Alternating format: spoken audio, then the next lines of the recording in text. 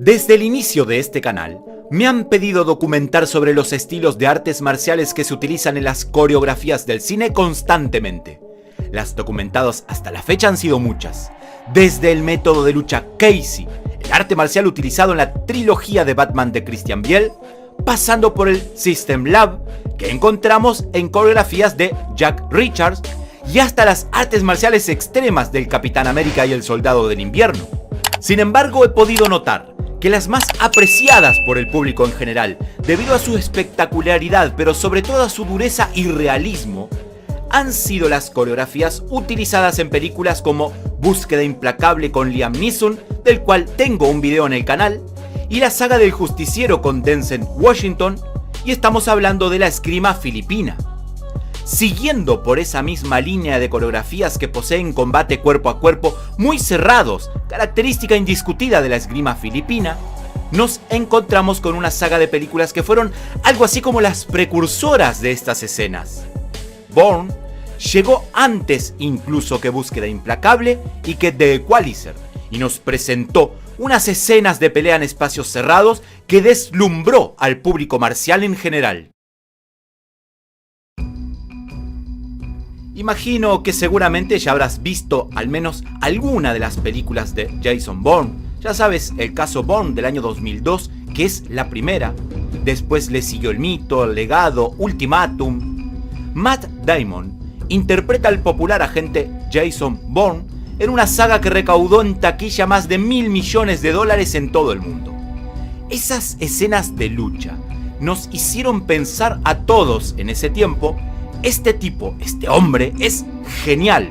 ¿Cómo pelea? Bueno, eso es Panantukan, Kali o artes marciales filipinas de las que te voy a hablar ahora. El boxeo sucio filipino o Panantukan es algo así como el arte de golpear a tu oponente mientras lo desequilibras o desequilibrar mientras lo golpeas. Proviene de la palabra filipina suntokan, que significa pelear o golpear. Este método emplea rodillas, codos, cabezazos, patadas bajas, pisar los pies, patear las piernas, golpear con los hombros, doblar el brazo y mucho más para una pelea. Y las llamadas tácticas sucias también están presentes, como los jabs, ganchos, cruces y uppercut. Es un sistema de lucha con manos vacías muy efectivo entre los filipinos. Dependiendo del instructor y de su interpretación del arte, este puede contener más sumisiones y agarres o técnicas de golpeo. Sin embargo, las interpretaciones que vemos en nuestras latitudes se basan más en golpear que en demasiado agarre.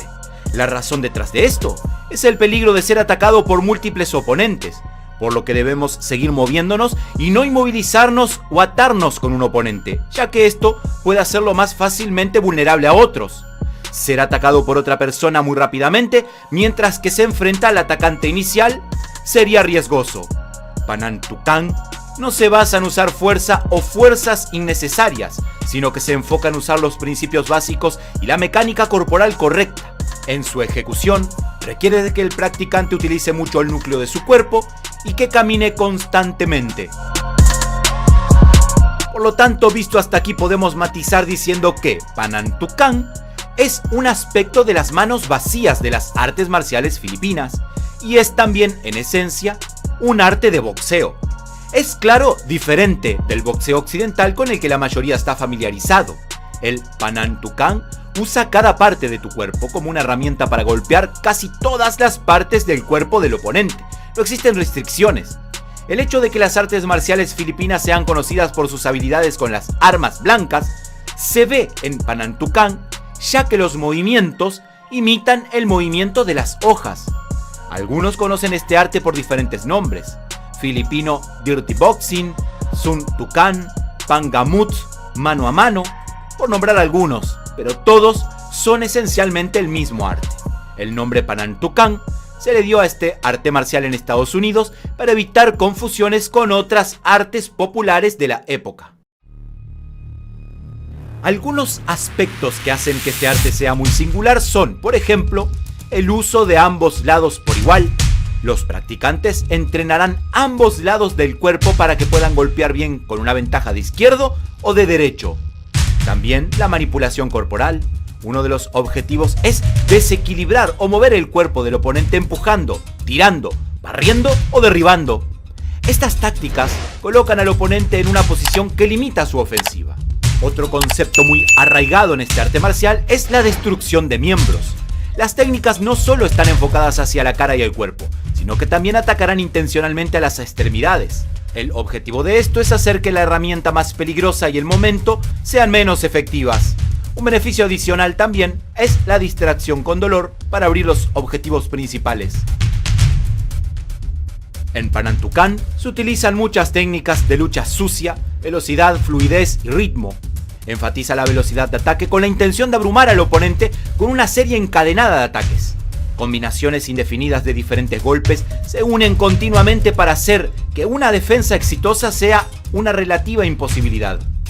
Muchos golpes en Suntukan están diseñados para ser medios golpes, o entre los golpes principalmente de una combinación para desorientar y abrumar a un oponente y aumentar la posibilidad de ataque más devastadores. Los ángulos descritos en esgrima se utilizan para esquivar los golpes recibidos y repelerlos y atacar al oponente desde el exterior, donde puede defenderse menos. El cambio constante de los pies permite la explotación de los ataques mientras se mantiene el flujo. El peleador a menudo usará un golpe final o una patada en combinación para tomar la nueva ventaja. El juego de pies es fundamental para estas técnicas, por lo que algunos sistemas pasan mucho tiempo practicando combinaciones y ejercicios de lucha con palos. Algunos movimientos que inmovilizan las extremidades se conocen como técnicas de tijera, ya que los movimientos similares a tijeras se utilizan para detener la extremidad de un oponente desde un lado mientras lo atacas del otro lado. Suntukan se enfoca en contrarrestar el golpe de un oponente con una técnica que cancela otro ataque, golpeando puntos nerviosos específicos, huesos y tejido muscular para causar una parálisis parcial instantánea de la extremidad atacante. Las destrucciones comunes de las extremidades incluyen la introducción de golpes directos entrantes en el codo del luchador defensor para romper los tobillos, o golpear extremidad entrante en el bíceps para inhibir la capacidad del oponente para usar un brazo por el resto de la pelea.